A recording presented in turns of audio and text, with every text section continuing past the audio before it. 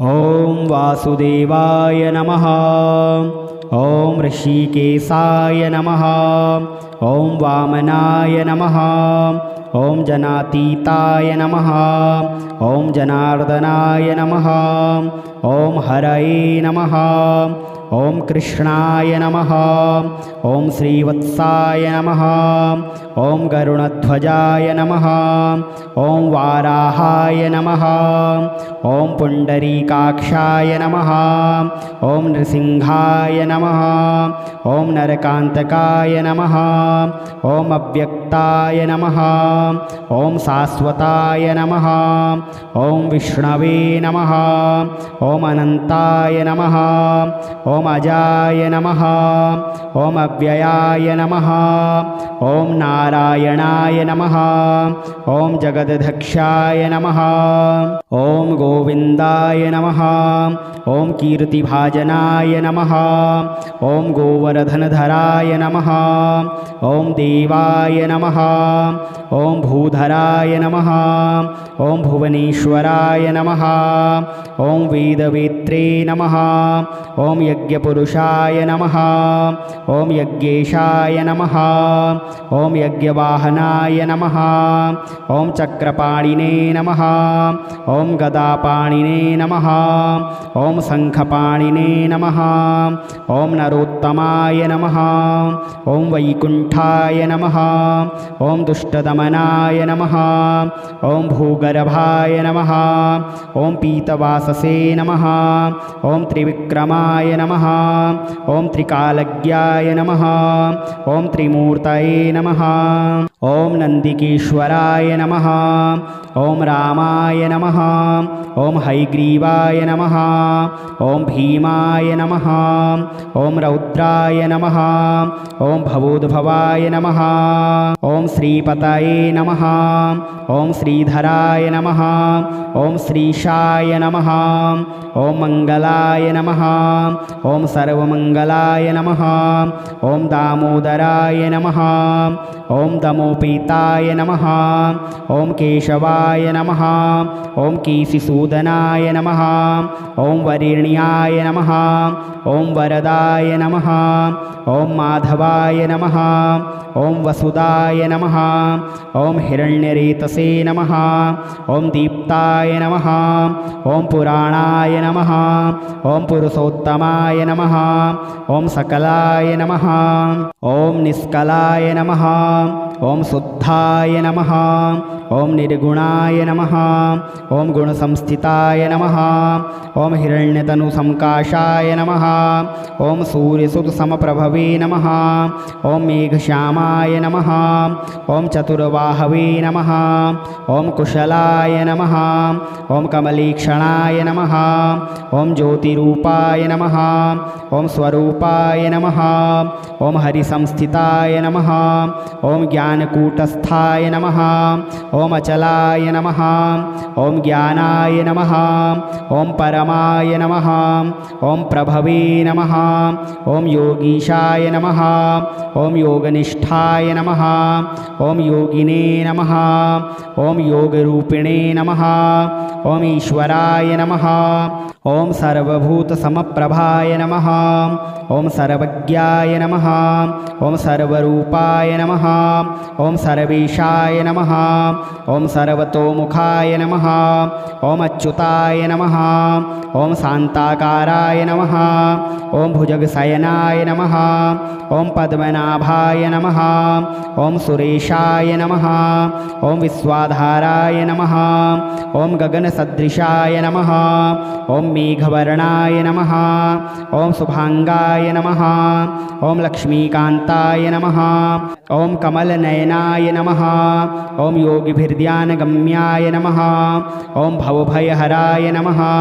ॐ कमलापतये नमः। ॐ वासुदेवाय नमः। ॐ ऋषिकेशाय नमः। ॐ वामनाय नमः। ॐ जनातीताय नमः। ॐ जनार्दनाय नमः। ॐ हरये नमः।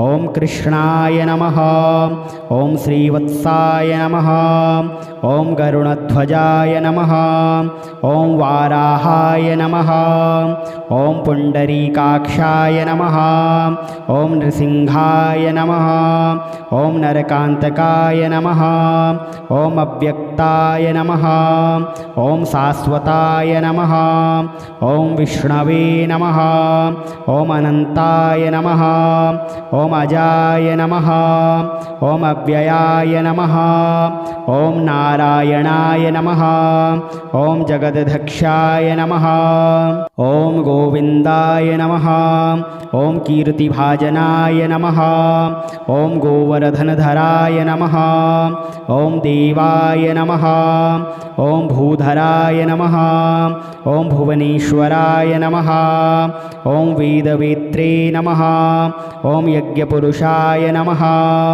ॐ यज्ञेशाय नमः ॐ यज्ञवाहनाय नमः ॐ चक्रपाणिने नमः ॐ गदापाणिने नमः ॐ शङ्खपाणिने नमः ॐ नरोत्तमाय नमः ॐ वैकुण्ठाय नमः ॐ दुष्टदमनाय नमः ॐ भूगर्भाय नमः ॐ पीतवाससे नमः ॐ त्रिविक्रमाय नमः ॐ त्रिकालज्ञाय नमः ॐ त्रिमूर्तये नमः ॐ नन्दिकेश्वराय नमः ॐ रामाय नमः ॐ हैग्रीवाय नमः ॐ भीमाय नमः ॐ रौद्राय नमः ॐ भवोद्भवाय नमः ॐ श्रीपतये नमः ॐ श्रीधराय नमः ॐ श्रीशाय नमः ॐ मङ्गलाय नमः ॐ सर्वमङ्गलाय नमः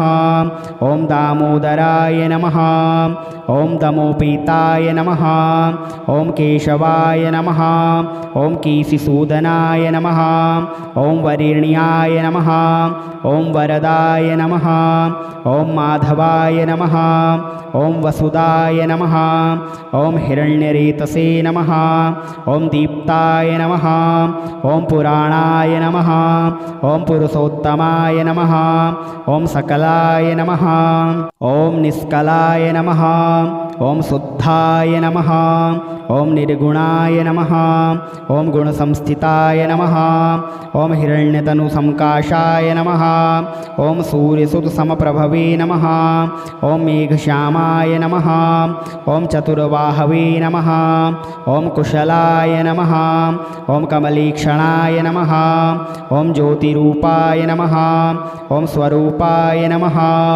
ॐ हरिसंस्थिताय नमः ॐ ज्ञानकूटस्थाय नमः ॐ अचलाय नमः ॐ ज्ञानाय नमः ॐ परमाय नमः ॐ प्रभवे नमः ॐ योगीशाय नमः ॐ योगनिष्ठाय नमः ॐ योगिने नमः ॐ योगरूपिणे नमः ॐ ईश्वराय नमः ॐ सर्वभूतसमप्रभाय नमः ॐ सर्वज्ञाय नमः ॐ सर्वरूपाय नमः ॐ सर्वेशाय नमः ॐ सर्वतोमुखाय नमः ॐ अच्युताय नमः ॐ शान्ताकाराय नमः ॐ भुजगशयनाय नमः ॐ पद्मनाभाय नमः ॐ सुरेशाय नमः ॐ विश्वाधाराय नमः ॐ गगनसदृशाय नमः ॐ मेघवर्णाय नमः ॐ शुभाङ्गाय नमः ॐ लक्ष्मीकान्ताय नमः ॐ कमलनयनाय नमः ॐ योगिभिर्ध्यानगम्याय नमः ॐ भवभयहराय नमः ॐ कमलापतये नमः ॐ वासुदेवाय नमः ॐ ऋषिकेशाय नमः ॐ वामनाय नमः ॐ जनातीताय नमः ॐ जनार्दनाय नमः ॐ हरये नमः ॐ कृष्णाय नमः ॐ श्रीवत्साय नमः ॐ गरुणध्वजाय नमः ॐ वाराहाय नमः ॐ पुण्डरीकाक्षाय नमः ॐ नृसिंहाय नमः ॐ नरकान्तकाय नमः ॐ अव्यक्ताय नमः ॐ शाश्वताय नमः ॐ विष्णवे नमः ॐ अनन्ताय नमः ॐ अजाय नमः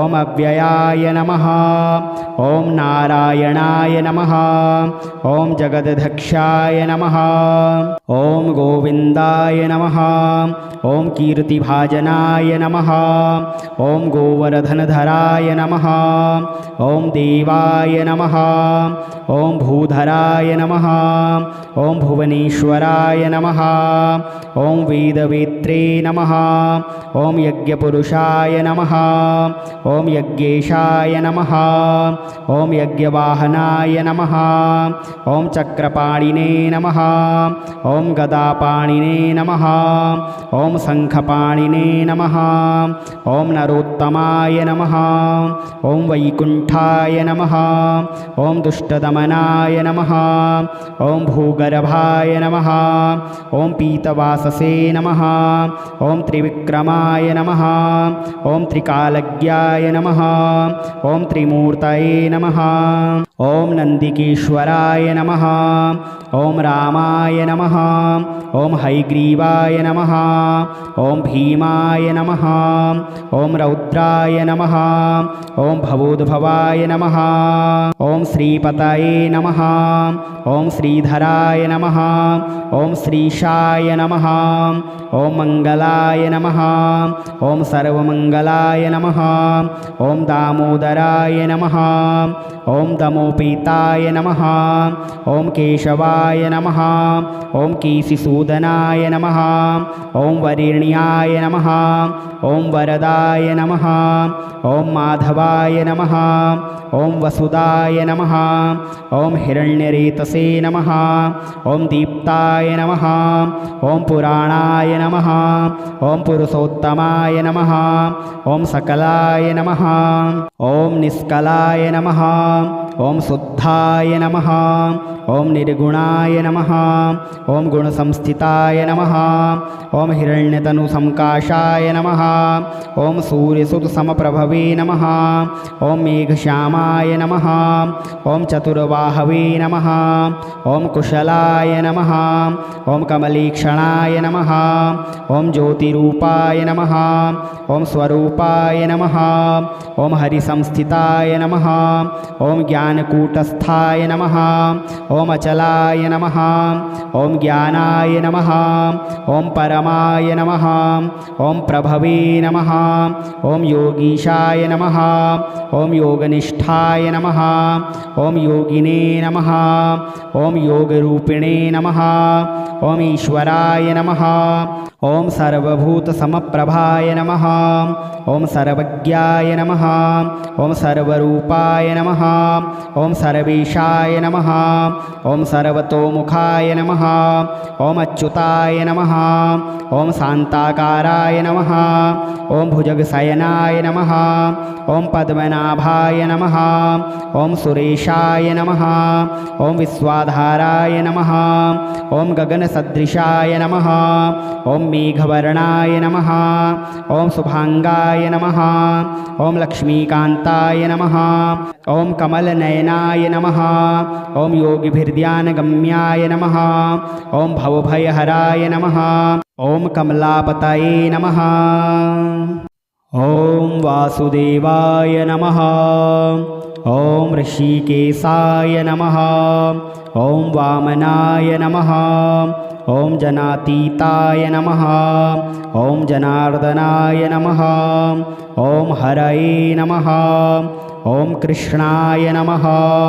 ॐ श्रीवत्साय नमः ॐ गरुणध्वजाय नमः ॐ वाराहाय नमः ॐ पुण्डरीकाक्षाय नमः ॐ नृसिंहाय नमः ॐ नरकान्तकाय नमः ॐ अव्यक्ताय नमः ॐ शाश्वताय नमः ॐ विष्णवे नमः ॐ अनन्ताय नमः ॐ अजाय नमः ॐ अव्ययाय नमः ॐ नारायणाय नमः ॐ जगदध्यक्षाय नमः ॐ गोविन्दाय नमः ॐ कीर्तिभाजनाय नमः ॐ गोवर्धनधराय नमः ॐ देवाय नमः ॐ भूधराय नमः ॐ भुवनेश्वराय नमः ॐ वेदवेत्रे नमः ॐ यज्ञपुरुषाय नमः ॐ यज्ञेशाय नमः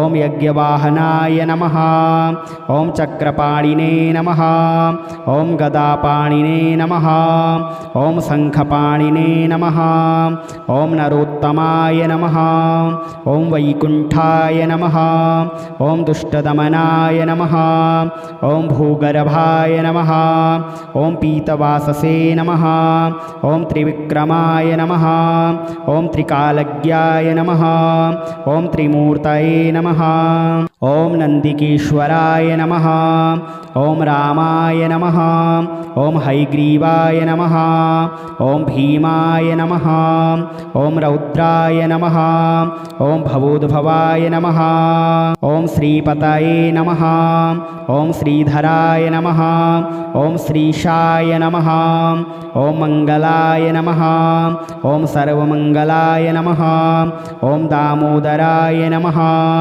ॐ दमोपेताय नमः ॐ केशवाय नमः ॐ केशिसूदनाय नमः ॐ वरेण्याय नमः ॐ वरदाय नमः ॐ माधवाय नमः ॐ वसुदाय नमः ॐ हिरण्यरेतसे नमः ॐ दीप्ताय नमः ॐ पुराणाय नमः ॐ पुरुषोत्तमाय नमः ॐ सकलाय नमः ॐ निष्कलाय नमः ॐ शुद्धाय नमः ॐ निर्गुणाय नमः ॐ गुणसंस्थिताय नमः ॐ हिरण्यतनुसंकाशाय नमः ॐ सूर्यसुतसमप्रभवे नमः ॐ मेघश्यामाय नमः ॐ चतुर्बाहवे नमः ॐ कुशलाय नमः ॐ कमलीक्षणाय नमः ॐ ज्योतिरूपाय नमः ॐ स्वरूपाय नमः ॐ हरिसंस्थिताय नमः ॐ ज्ञानकूटस्थाय नमः ॐ अचलाय नमः ॐ ज्ञानाय नमः ॐ परमाय नमः ॐ प्रभवे नमः ॐ योगीशाय नमः ॐ योगनिष्ठाय नमः ॐ योगिने नमः ॐ योगरूपिणे नमः ॐ ईश्वराय नमः ॐ सर्वभूतसमप्रभाय नमः ॐ सर्वज्ञाय नमः ॐ सर्वरूपाय नमः ॐ सर्वेशाय नमः ॐ सर्वतोमुखाय नमः ॐ अच्युताय नमः ॐ शान्ताकाराय नमः ॐ भुजगशयनाय नमः ॐ पद्मनाभाय नमः ॐ सुरेशाय नमः ॐ विश्वाधाराय नमः ॐ गगनसदृशाय नमः ॐ मेघवर्णाय नमः ॐ शुभाङ्गाय नमः ॐ लक्ष्मीकान्ताय नमः ॐ कमलनयनाय नमः ॐ योगिभिर्ध्यानगम्याय नमः ॐ भवभयहराय नमः ॐ कमलापतये नमः।